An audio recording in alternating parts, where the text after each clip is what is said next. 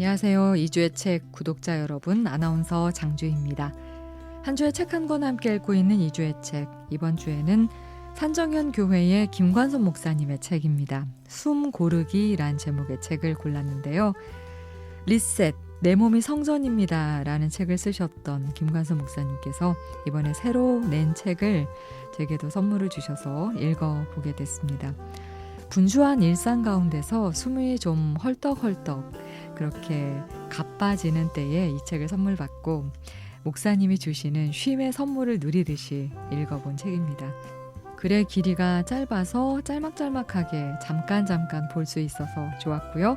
함께 곁들여 실어주신 최재영 장로님, 박현숙 권사님 두 분의 그림도 제게는 선물처럼 느껴졌어요. 여러 글 가운데서 몇 개를 골랐는데요. 제일 먼저 읽어볼 글은 알고 보면 부드러움이 강함입니다 라는 제목의 글입니다.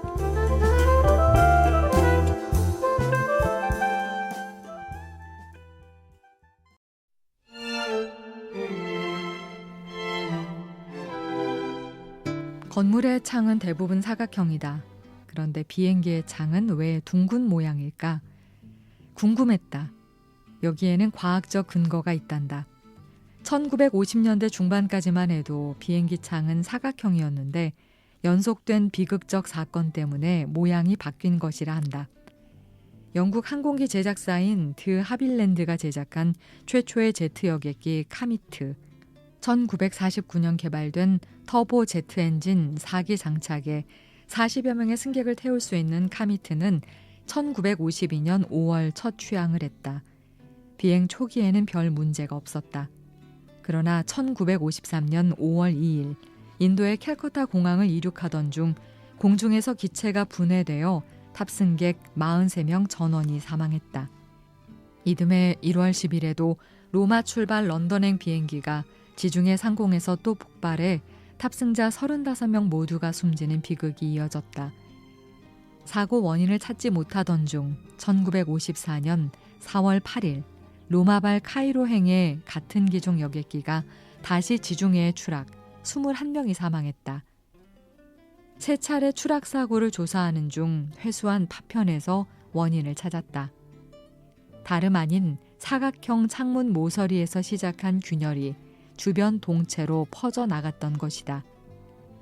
바로 피로 파괴라는 현상이다. 특정 재료의 하중을 반복적으로 가하면 처음 계획된 응력보다 낮은 응력을 가해도 부서지는 현상이다. 즉, 네모난 창문 모서리에 팽창 압력이 집중되어 작은 힘에도 부서지는 피로 파괴가 생겼다는 결론이다. 이후 응력 집중을 최소화해 피로 파괴를 막는 방법들을 찾았다. 그중 가장 쉬운 방법이 모서리를 둥글게 만들어 응력이 골고루 분산되도록 하는 것이었다. 그렇게 바꾸고 나니 더는 피로 파괴로 비행기가 부서지는 사고가 일어나지 않았다. 둥근 창이 단순해 보여도 매우 중요한 비밀이 숨겨져 있었다. 내 인생은 어떤가? 각진 모서리처럼 딱딱하고 찌르듯 날카로움을 가지고 사는 것은 아닌지 돌아보자. 그런 각을 깎아내고 날카로움을 부드럽게 만들어가는 것이 성숙한 인생이 아닐까. 그렇게 부드러움을 장착하면 약해 보이지만 실제는 훨씬 강한, 어떤 압력에도 쉽게 깨지지 않는 인생이 되지 않을까. 부드러움이 강함을 이긴다는 말처럼.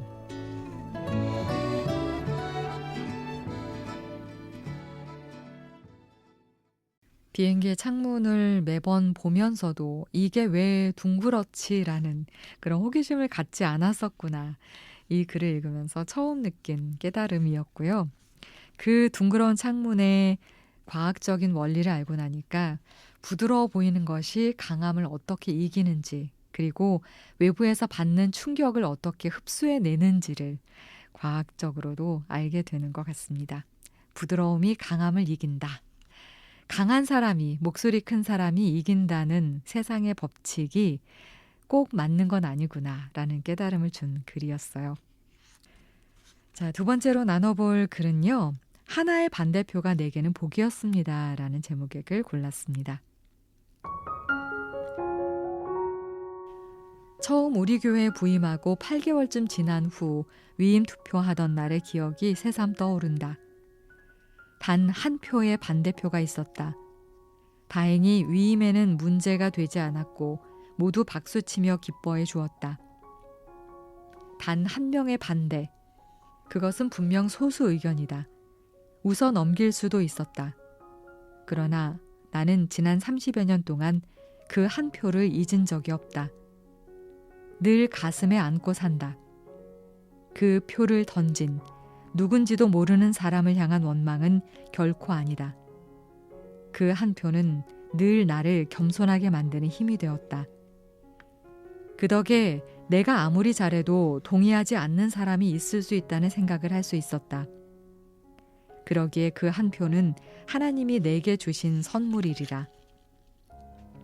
내가 하는 일이나 나 자신에 대해 한 명도 반대가 없기를 바란다면 매우 위험한 사고다.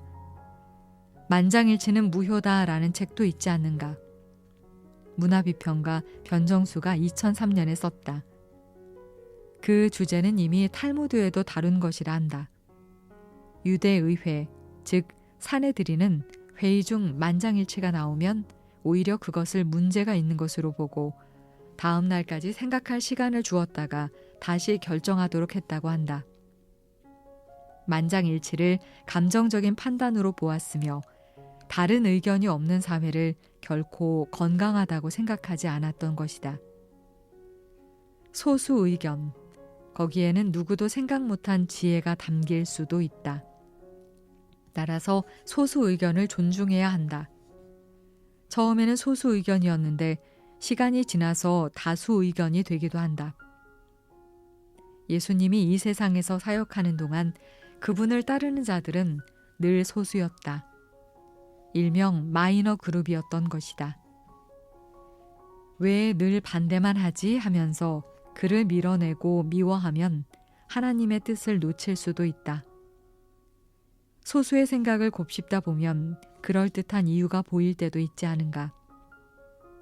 소수 의견에 대한 열린 태도가 결국 공동체를 하나로 묶을 수 있다. 그런 지도자가 아름답게 조화를 이루는 세상을 만들어 왔다. 각각 다른 소리를 엮어 합창을 만드는 지휘자처럼. 지금 생각해도 30여 년 전 단 하나의 선명한 반대표는 내게 그리고 우리 교회의 복이었다. 오늘도 나를 불편하게 하는 또 다른 반대표를 본다. 그러나 그것은 나의 생각에 깊이를 더해주며 기도 시간을 늘려준다. 더 나아가 하나님의 반대표를 피하게 할 것이다. 그러나 생떼 쓰듯 달려드는 소수 의견에는 단호하게 외친다. 노.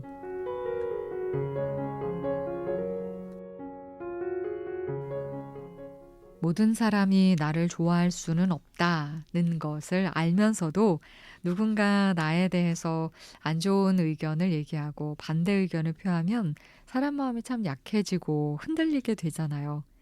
하지만 나를 반대하는 그 사람 때문에 내가 한쪽으로 쏠리지 않고 균형 잡힌 시각을 갈 수도 있고 하나님이 반대하시는 일을 막아줄 수도 있는 예방이 될 수도 있겠구나. 건강한 시각으로 본다면 나를 반대하는 것이 내 존재를 반대하는 것이 아니다. 이렇게 분리할 수도 있는 것 같습니다. 이번에 함께 읽어볼 글은 인생이 나를 흔들어주니 고맙습니다. 라는 제목의 글입니다.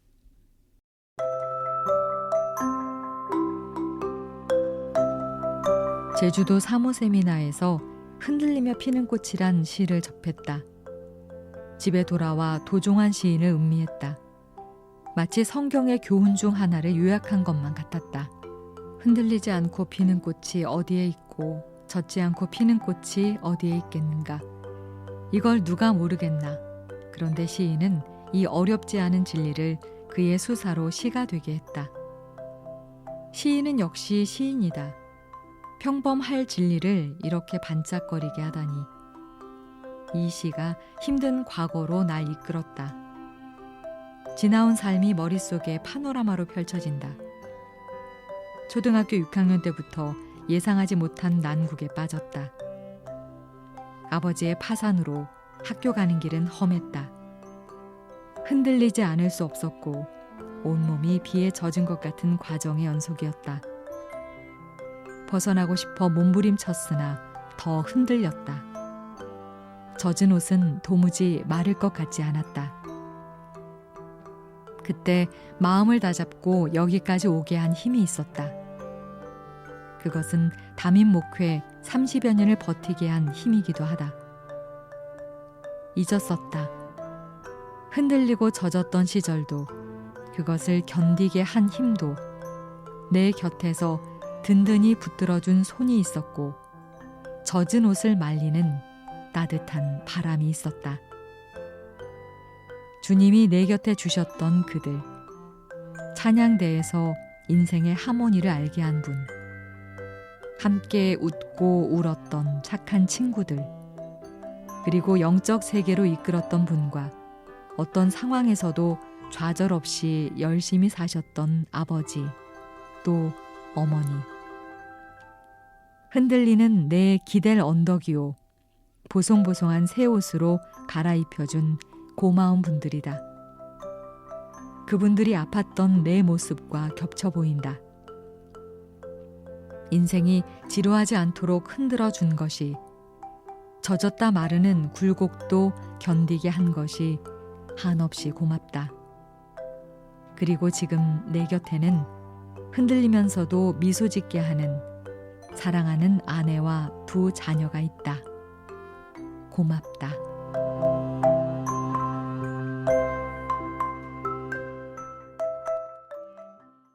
도종환 시인의 흔들리지 않고 피는 꽃이 어디 있으랴. 이 시는 읽을 때마다 마음이 촉촉해지는 것 같습니다. 내가 힘들게 걸어온 그 길을 공감받고 위로받는 느낌이 들어서 그래요. 목사님도 그러셨군요. 이 시를 읽고 나서 흔들리고 비에 젖고 마음이 젖었던 그 시간을 추억하셨는데 공감하며 읽었습니다. 이번에 함께 읽어볼 글은 소음 대신 좋은 소리를 내고 싶습니다. 라는 제목의 글입니다.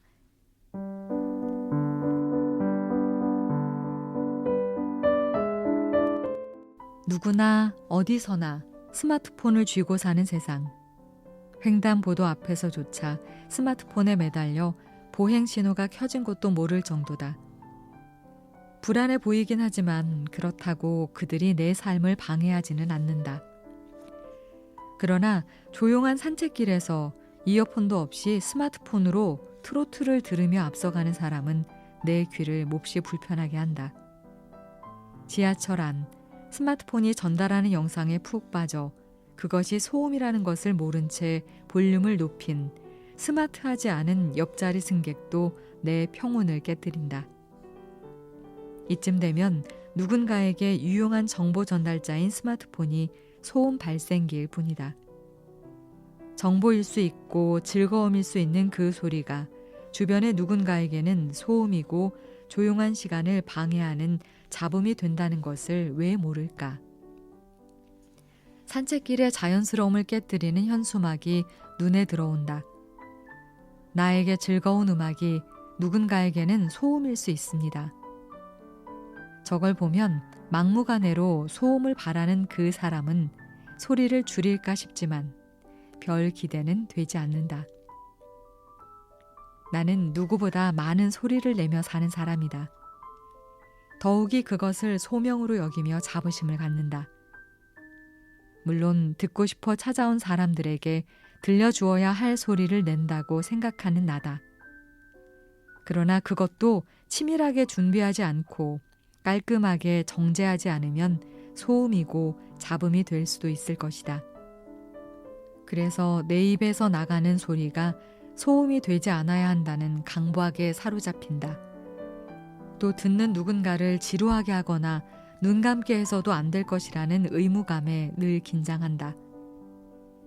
내가 생산하는 그 소리가 누군가를 눈물 짓게 하고 누군가에게는 미소를 머금게 할 수 있다면 좋겠다. 또 지쳐있는 이에게는 위로를, 앞이 캄캄한 사람에게는 희망이 되는 가치 있는 소리이기를. 그래서 나를 세우신 그분이 잔잔히 미소 지으시기를 바란다. 공연히 데시벨만 높이며 내 감정을 쏟아낸다거나 불순한 의도가 섞인 잡음으로 그치지 않으려면 어찌해야 할까? 나 역시 소음 발생기로 전락하지 않으려면 정신을 단단히 하고 성도들 앞에 서야겠다. 듣고 싶지 않은 소리로 나의 조용한 산책을 방해하는 그렇게 앞서가는 사람의 뒷모습을 바라보며 떠오른 생각이다. 난 할 수 없이 속도를 높여 그를 추월해버렸다. 그렇게 소음은 내게서 멀어졌다.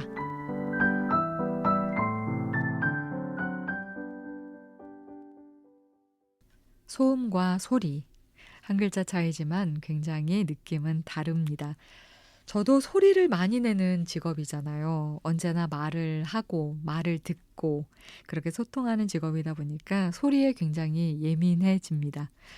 하루 종일 음악을 듣고 또 하루 종일 사람과 대화를 나눈 날은 귀가 정말 피곤해져서 그 어떤 소리도 듣고 싶지 않은 때가 있어요. 그래서 집에 퇴근하면 TV도 보지 않고 음악도 듣지 않고 아무것도 듣지 않고 조용한 가운데 좀 귀를 쉬게 하는데요. 다른 사람에게 소음이 되지 않는 정말 귀한 달콤한 소리를 내는 그런 사람이고 싶다. 목사님의 글 읽으며 또 그런 생각했습니다. 자, 이번에 읽어볼 글 기교만 부리지 말고 기본을 챙기세요 라는 제목의 글 함께 나눠보죠.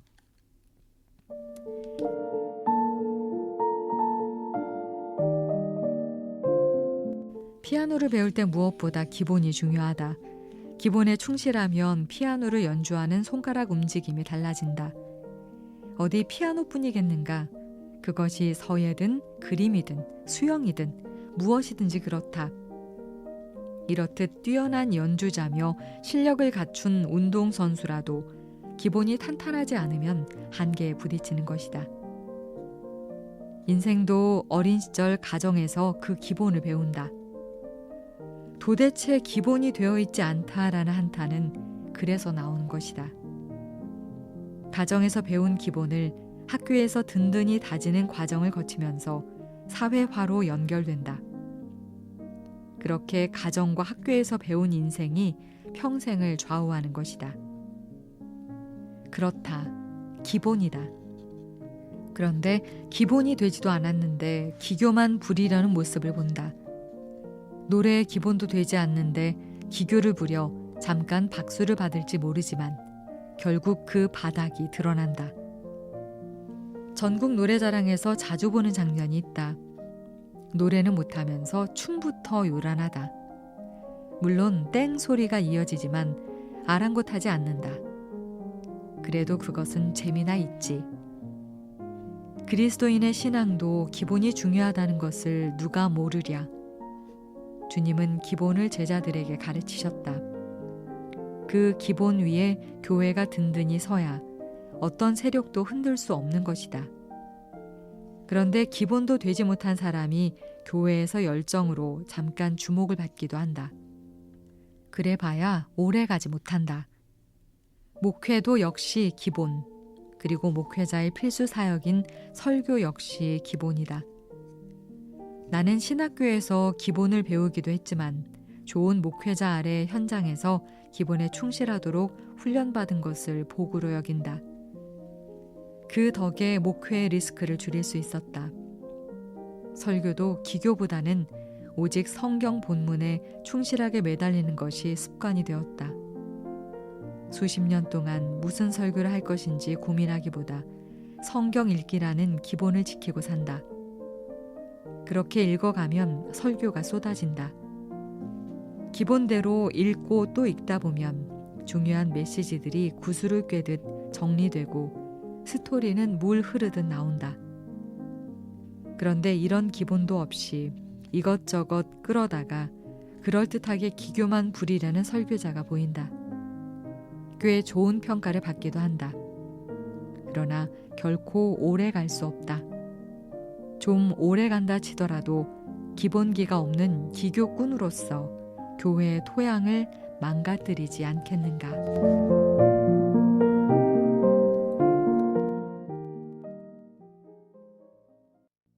무엇을 배우든 기본기가 탄탄한 사람이 끝내 실력이 무너지지 않고 오래 가는 걸 보게 됩니다. 당장에는 기교나 요령이 기본을 덮는 것처럼 보이지만 끝내 승리하는 그 길에 완주를 해서 끝내 승리자로 서는 사람은 기본기가 탄탄한 사람이더라고요. 우리의 신앙의 기본기도 그래야 되지 않을까, 목사님의 글을 통해서 알게 되고요. 또 하고 있는 일에서도 나의 기본은 무엇인가, 기본기를 다시 한번 생각하게 하는 글이었습니다. 함께 읽어본 숨 고르기라는 책, 하나님 앞에 잠잠히 머무는 쉼표의 시간이 되셨다면 좋겠네요. 이주의 책 구독자 여러분, 다음 주에 다시 좋은 책으로 찾아뵙도록 하겠습니다. 감사합니다.